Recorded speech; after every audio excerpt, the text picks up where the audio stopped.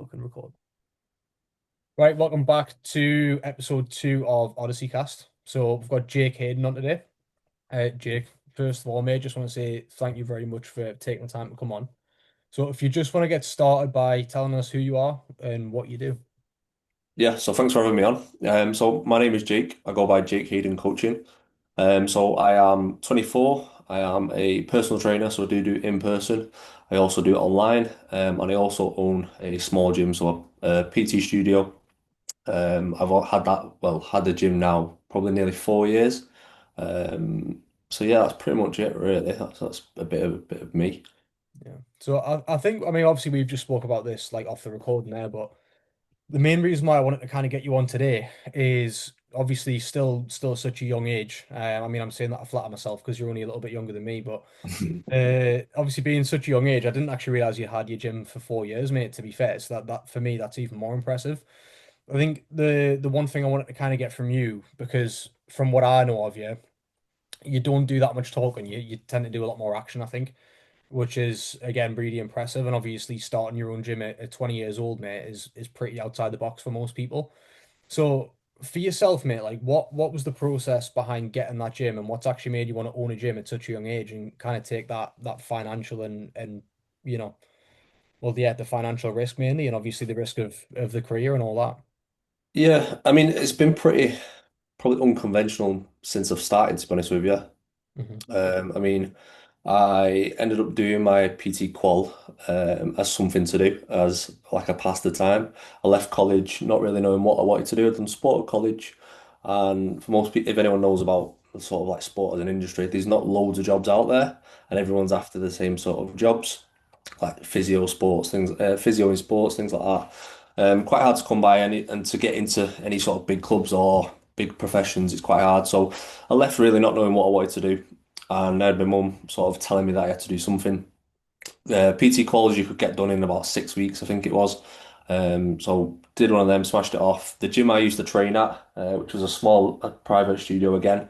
The guy who ran that said if I get called, he'd sort of get me in there and get help me get going. Sort of get me set up on sort of small groups, classes, and sort of work alongside him. 2 weeks after starting, he then decided to move to Australia. And at the time, another woman had started working at that gym at the same time as me. And the two of us, we got offered whether we wanted to buy a gym. So after 2 weeks of having my qualification, I won't lie to you, I was sat there thinking, oh, I could have my own gym here. Trying to figure out how it would work and what I could do. Obviously, being 2 weeks in and like 18 years old, the answer was a no, which I'm quite glad about because I don't know how that would have gone. But yeah, so I started working out there. It was a small gym and it wasn't a gym that had massive footfall. There wasn't many at first. It was just me and this other lady who was working out of there. So it was sort of you had to just get your name out there, just talking to people, trying to build up a reputation. Which for most, why it's unconventional is most people will get told to get into a big commercial gym from the start, to Mm. get somewhere with a high footfall, get out there, easy places to meet people. And really, I did the complete opposite and started in somewhere that was very, very small and very, very quiet. So it took a long time to build it up. So that was right around about 18. A few years later on, I then met Laura, who's my business partner now. So Mhm. she also worked in a different gym in the local area and ended up moving to the gym I worked at. Yeah. We met about 6 months later, we were having loads of conversations about one day wanting to open a gym or own a gym of our own.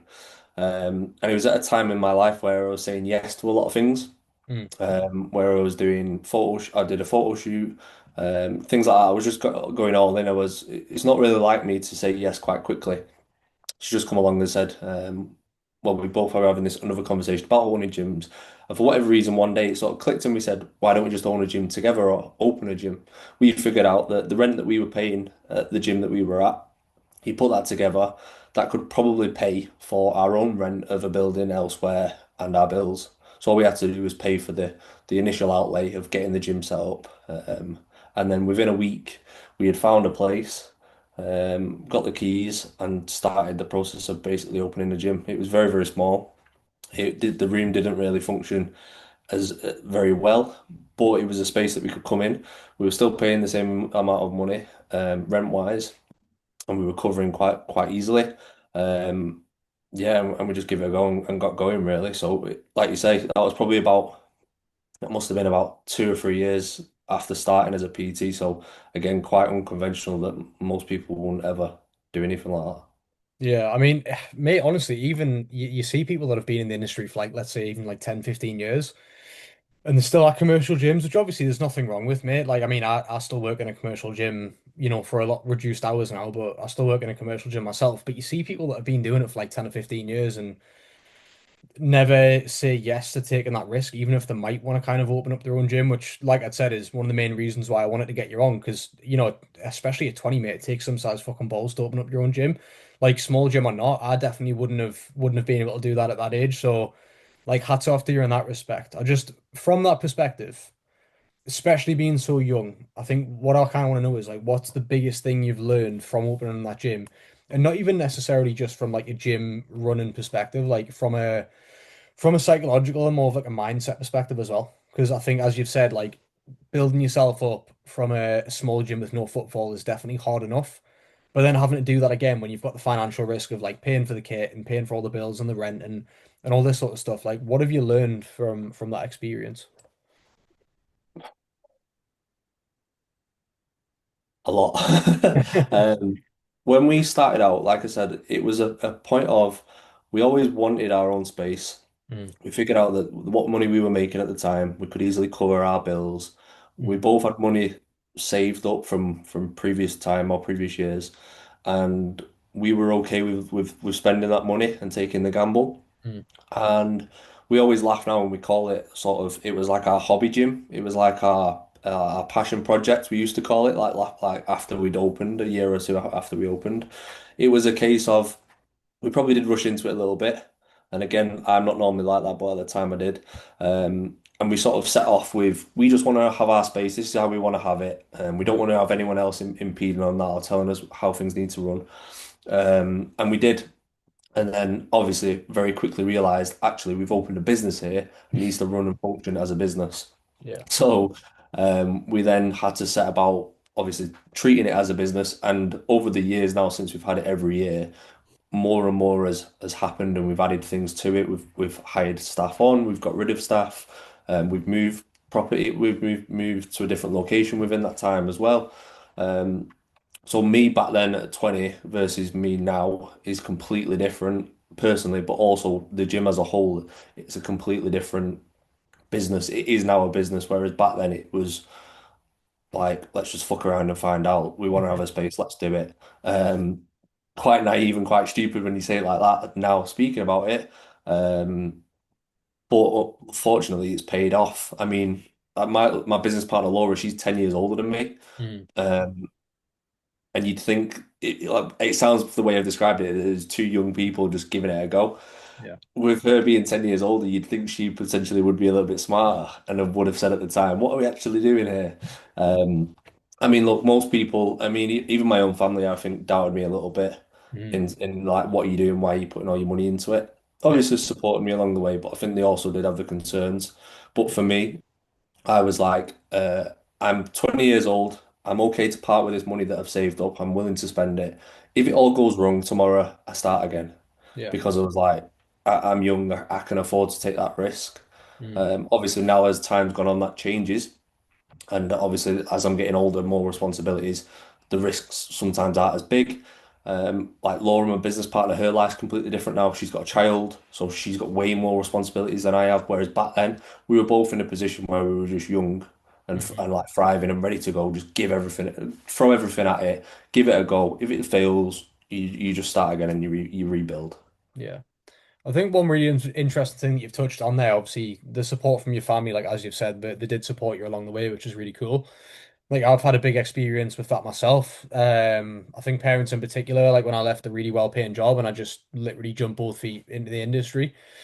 And I mean, I imagine you maybe got some comments like this. I know a lot of people do, not just even in a business sense, mate, but from like a physique goal perspective or a life perspective in general, where you'll get comments like, if you're lucky, you'll do well, or if you get a couple months in and it hasn't worked out, then you'll know that you tried. And obviously, coming from the perspective of people like yourself and myself, where we both know that it's not going to work and instant gratification isn't going to occur, that it's not going to work in a couple of months. Like, how would you say, like I said, even if it's from like, I think particularly coming into 2026, there's going to be a lot of people with physique goals, with potentially like career goals, goals on just improving their life in general, their health, all that sort of stuff.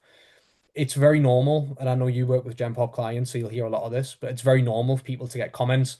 Plenty of people have probably had them around the dinner table over the last couple of days over Christmas, and like, does that fit into your diet? And is your coach okay with you eating that? And make sure you get your protein, all this sort of shit. How would you say you could deal with like, friends, family, colleagues, potentially even partners and people like that putting you down if you're trying to achieve a goal next year? Yeah, I mean, when I was a lot younger, it was one of those where I used to really see my ass with things like that. It Mm, really like press my buttons. mm, Um, I think when I first started with a coach and straight away jumped into a photo shoot, so it was quite extreme. mm, Once I'd finished that, it was like, oh, you're still on your diet, are you still doing this, are you doing that? And it's like these are life lasting changes. This is now the way I'm going to sort of continue to live. This is what I sort of believe in. This is how it's going to be forever almost. I'm going to be on plan. I'm going to be counting calories, tracking macros, whatever it may be. I'm always going to be aware of what I'm doing. yeah. And over time, that does get a lot easier. You do come to live with those decisions, and that um, the more you get used to it, the more it sort of less doesn't really press your buttons as much. It doesn't annoy you. But also, people understand the more that you do something, people sort of accept that that's you, that's your new thing. Mm, Um, it is difficult, I think, with a lot of people. We help a lot of people change their lifestyles and make quite big changes in mm, terms of the way they do deal with food or potentially socializing, going out, yeah. going to the gym. It can be a big lifestyle change for some people, and not everyone is going to support that or understand that. Mm, Um, as coaches, all we can do there is just sort of support that client and say, well, look, people probably aren't, and this isn't just like you're not the only one. We mm. experience it ourselves. All of our other clients experience it themselves. It's a matter of trying to explain this to people. This is what I am doing. This is why I am doing it. Mm. And then they either get on board and support you, or quite frankly, they can do one. I know what you wanted to say there, but you're well mannered, so you can. But yeah, I think this is the thing. Like, I've had this conversation with so many people over the last couple of months, particularly coming up to Christmas, and like I've been working with a life coach called Andrew Keeler. I'm sure you'll know who he is, Yep. and people are genuinely just going to talk shit anything you do. Like, if you go out drinking all the time, and again, I know this from personal experience. I don't imagine you've probably had this phase of your life quite as long as I did with you starting so young.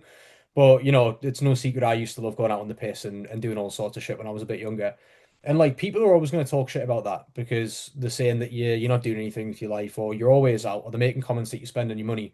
But then I think as soon as you start transferring those habits beyond where you used to be, and beyond, again, particularly like co-workers are really, really big for this, I think in pretty much any industry. Family members will generally kind of start to get used to it and treat you with a bit more respect. But as you start to kind of like ascend beyond those people's behaviors, in my opinion, people just start to chat shit on the opposite side of things. Like, they'll say that you're obsessive, they'll say that you're taking it too far, or you're not finished with that yet, as you've said. And I think for me, that is the biggest thing I've told a lot of my clients. Like, people are going to talk shit either way, so just do what the fuck you want to do. Just do what you want to do. And you talked a lot there about them being like longer term lifestyle changes as well, which I think is a really important one to touch on, especially going into 2026. Been reading a book very recently, or a book as you would say it, by Simon Sinek on the infinite game, and how a lot of people will look at things as more of a finite game. So like fitness goals, physique goals, whatever it might be, going into 2026. Business in particular is a really big one. Looking at it from a perspective of like it's a finite game, like a game of football where there's a winner and a loser. But I would always argue that the game is just, or the aim of the game is just to keep on playing. You know what I mean? It's just to keep on going for as long as you possibly can. It doesn't mean you have to be full throttle all the time. You always have to be working towards a photo shoot. But again, for you, as you just said, you work with a lot of general population clients and helping people, improve the habits in the long term. What can people start to do going into 2026 instead of just trying to fucking overhaul everything and looking at summer next year as the end game? What can people do to start, even if it's the smallest things, what can they do to start making those smaller changes towards a better lifestyle infinitely as opposed to finitely. Yeah, I think you've covered it quite well there. It's the buy-in for me. I think most people you'll see, those that are successful in reaching their goals will be the people that are willing to buy into this and understand that it probably is going to be a long time. It's going to be a long period of time. Like you said, there's going to be times to push and there's going to be times to just pull back and chill out a little bit. Mm, Those who accept that coming into, let's say, a transformation, you could easily come in, smash off an 8 week block of seriously high output, seriously low calories. You'll look better. Will mm, you feel better? Potentially, potentially not. But the chances are, if you're someone who's coming into it and is accepting that, okay, over the next year, I'm just going to apply myself to being better, to training, to eating better, to sleeping better, just all round, just making some lifestyle changes and being able to accept that it's probably going to take a long period of time. I guarantee that person will go a lot further than the person who's just wanting to do an 8 week in and out. Because even if they do succeed within that 8 weeks, they'll probably just rebound anyway.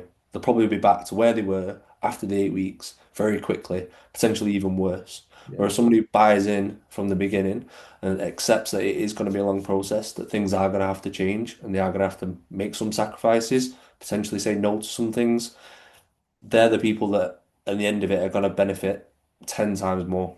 yeah. I think it is that acceptance around the fact that it's going to be difficult and you're going to have to work hard to go through change. I actually spoke about this with Ali on the podcast last week, and I made a mistake and said that life was easier these days. He actually corrected me, and said that it's more convenient, not easy, which I would agree with. And I think that's where, honestly, I think it's been the fallback of a lot of people these days. Like, because we don't really have to sit with being uncomfortable that much. There's so many ways to distract ourselves. Phones. I'm pretty bad with that, especially because of the fact that I'm like yourself. You do half your job from Instagram, and it's easy to just sit and scroll.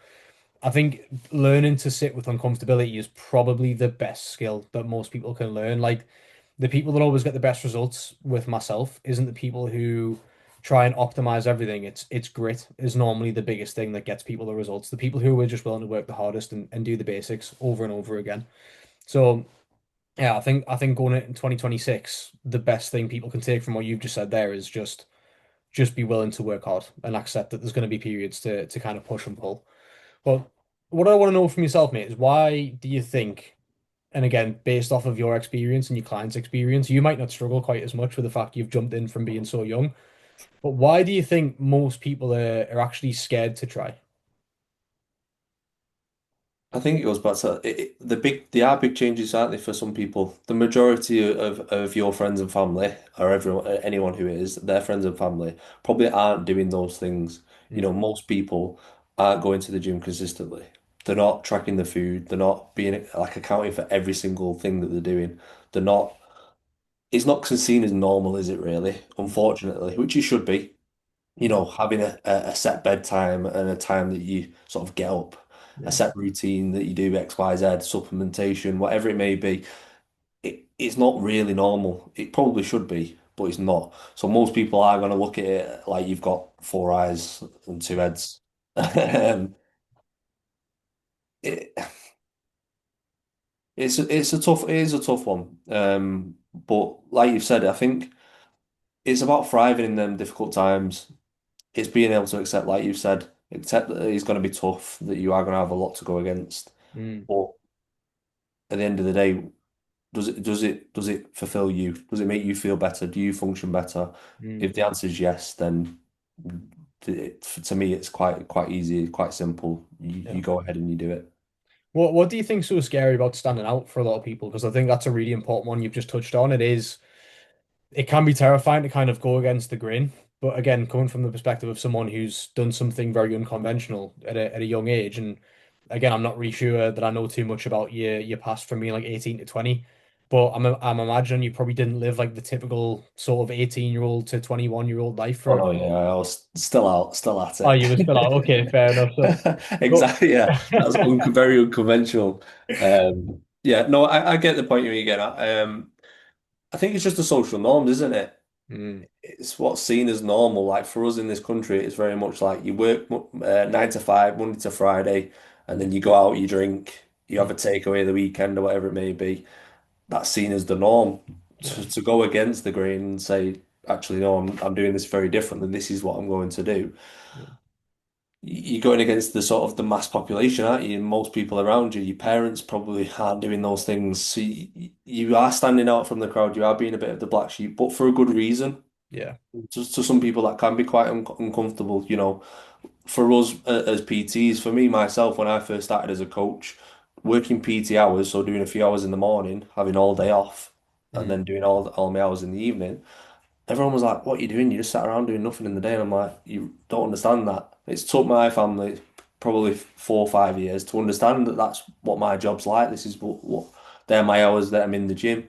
But mm, now they understand that them hours in between not being in the gym are also working hours. yeah, yeah, It's over time people accept things.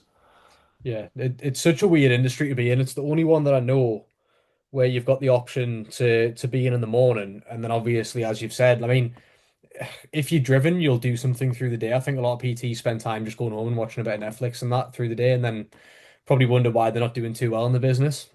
I think it's such a weird industry to be in. I think it can also be really isolating as well a lot of the time because, I mean, for yourself, you'll get a lot of social interaction, but I think that whole journey of, as you've said, like doing photo shoots and saying no to a lot of social occasions and stuff can be very isolating. And not even from a coach's perspective, but again, a lot of people are going to find this if they're serious about their goals and they really want to achieve a good physique, especially in the long term. Things in their life are going to start to change. Like the people that you knock about with are probably going to be very different. Like my friendship group was, it's a lot smaller than it used to be now because you feel like the people who actually care about you kind of stick around. But how would you say your relationships have changed since you've opened the gym?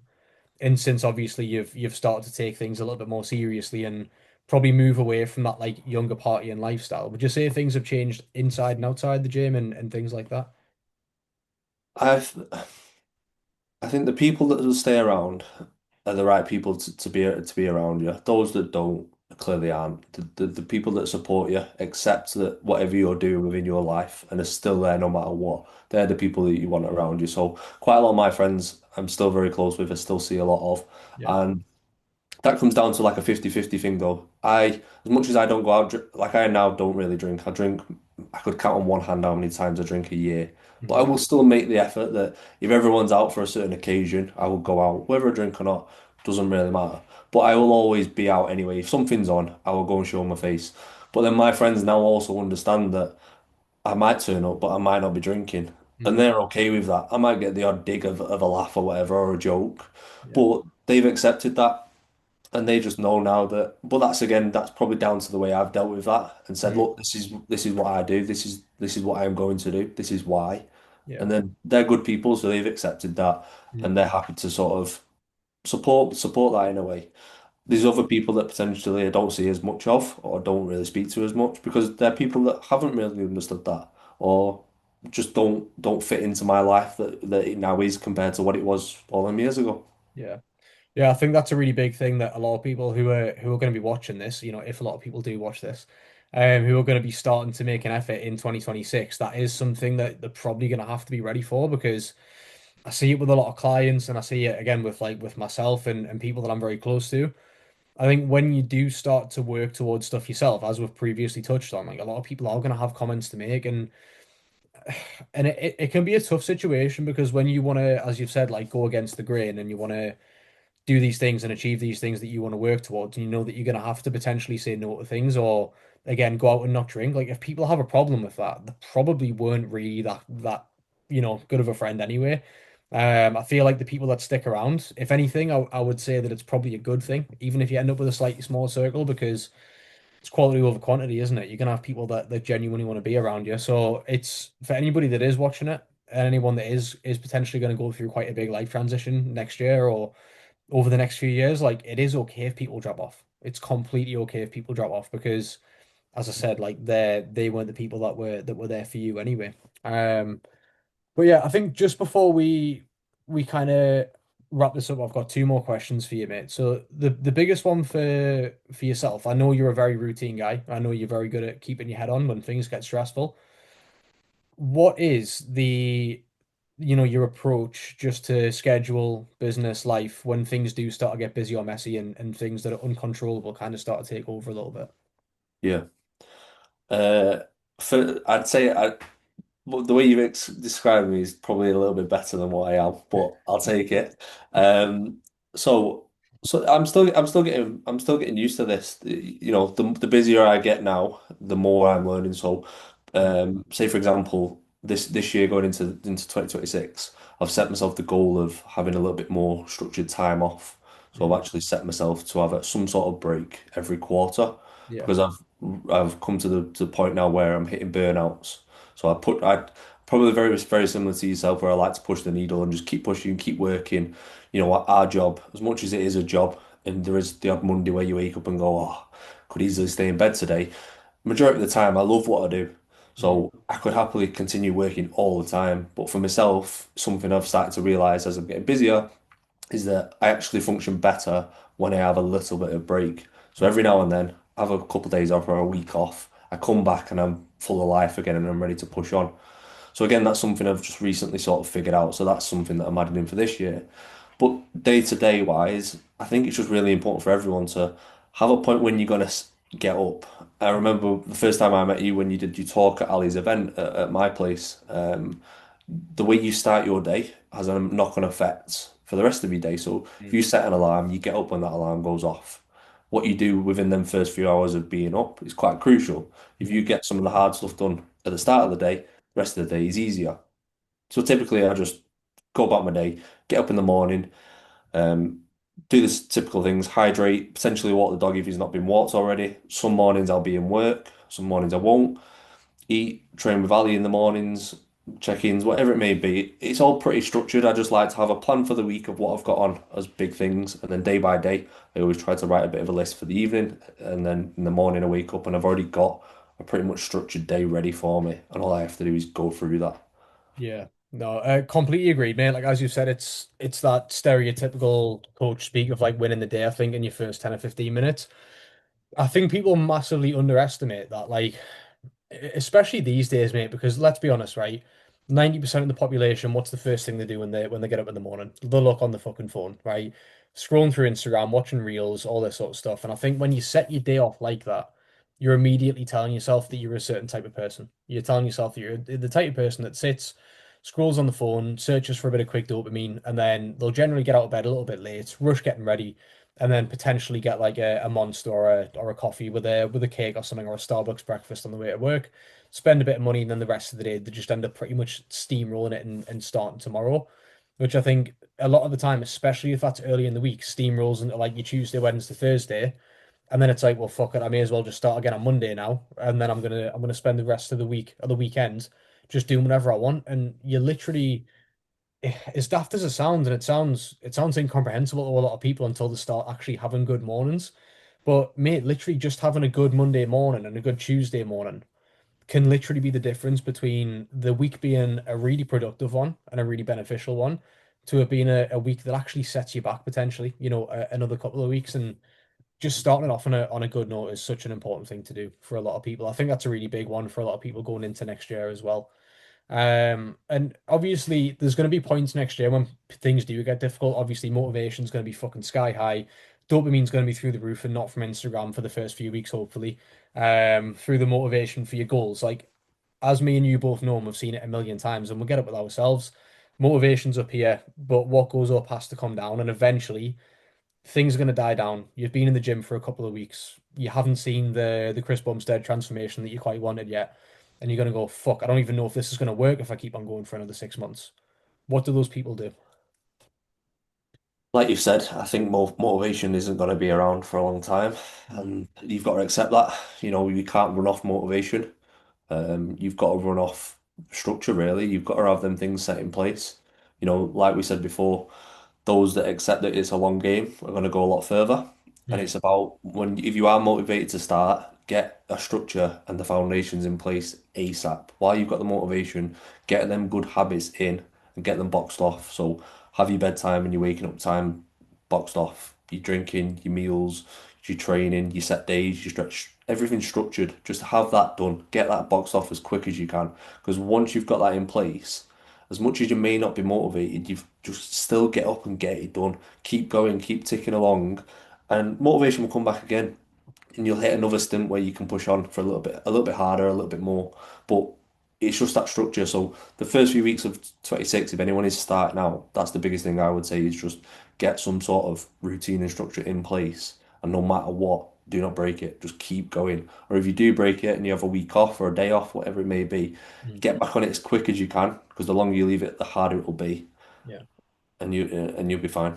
Yeah, really good advice, mate. I think honorable mention for get yourself a really good coach and give me and Jake loads of money is a really good one. Absolutely. Pay for a coach. That's always the game changer. So just before we wrap it up, mate, the every guest that I'm gonna have on is gonna be asked this question. But throughout the years of your experience doing what you've done, if the people listening to this could take away one lesson from everything you've learned, what would it be? In terms of fitness goals. Anything, mate. Anything over your career, fitness goals, everything you've learned so far just throughout your life, mate. What's the one thing people could take away from it? So it's a tough question, I know. Always be open to learn more. I think that's the biggest one. Mm, Most people, if they're open-minded, open-eared, just listen to people. Might be right, might be wrong. You don't have to take everything as gospel. mm, Listen to it, process it, make your own opinion on something, and then you'll either take something away from it or you won't. But you might pick something up. So just always be open-minded, always listen to people. mm. Um, no matter if that's your fitness goal, business, whatever it may be, just be prepared to listen to people, take it with a pinch of salt. If you're not unsure, give it a go, trial it, then make your own opinion and move on. Yeah, it's a really good answer, mate. Really good answer. Right, bud. Well, I appreciate you coming on very much, mate. And yeah, I'm sure we'll have you on again at some point, maybe when it's a million subscriber podcast in a couple of years, Thanks for bud. having me, mate. I appreciate it. No problem at all, bud.